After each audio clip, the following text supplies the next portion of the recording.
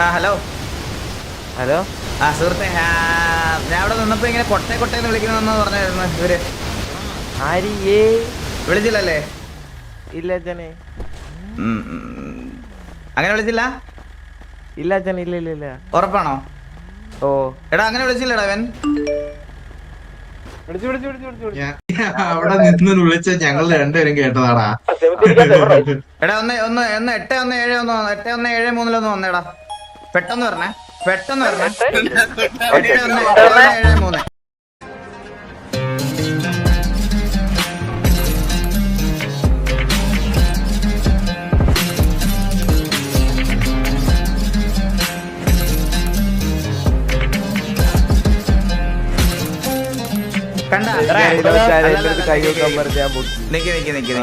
കണ്ടോ?